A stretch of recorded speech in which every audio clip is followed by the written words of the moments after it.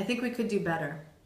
I think in our efforts to reach out to different income levels and for our students and their families to come to Brown, I don't know if we necessarily have the infrastructure to support students who come from working class or working class backgrounds particularly. I think we can, financial aid, for example, is looking at how to improve financial aid policies so that more families and students have access to different kinds of money and financial aid. That's definitely an area of improvement. I think working with faculty on and staff on how to both advise and support students in and outside of the classroom and how to have conversations about issues of class. I think class is one of those topics that's ever present, but we rarely really talk about very openly. Classroom and how to have conversations about issues of class. I think class is one of those topics that's ever present, but we rarely really talk about very openly. Everything from how we dress to what we eat is all could be all reflections of class and socioeconomic status. And people, I often hear at Brown say, it doesn't matter, if you're first generation college student, if you're an immigrant, if you come from working class backgrounds, if you're rich or if you're middle class, you all got to Brown. But I think people forget that the journey to Brown is very different for a lot of students.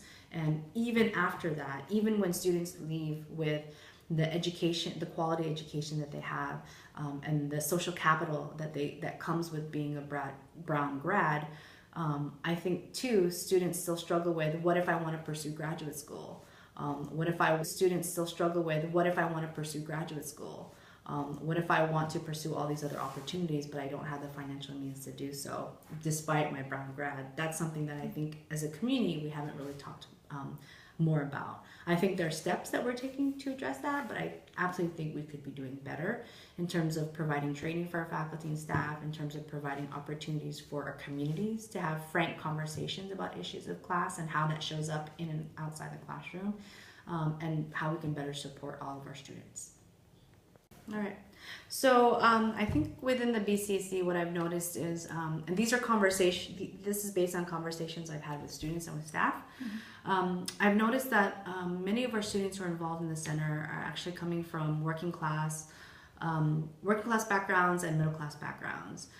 It's actually pretty rare that we work with students from wealthy class backgrounds and owning class, not because I don't think we're not welcoming, but I think that students who are involved in social movements are very close to the communities that we also reach out to and serve through the BCSC.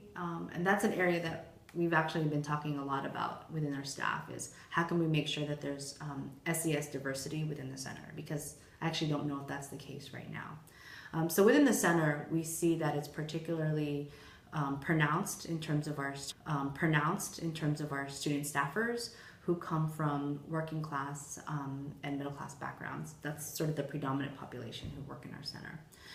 In terms of at Brown, I see it in the everyday life. When students have to make choices about what they can spend their money on, what are luxuries and what are necessities.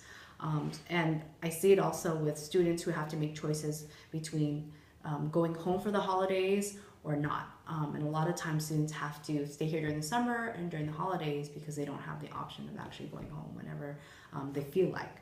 And I also found that students who want to get involved in either service activities or unpaid internships or research opportunities that are unpaid may forego those opportunities because they need to make sure that they have money to bring back to Brown and to pay for their educational expenses.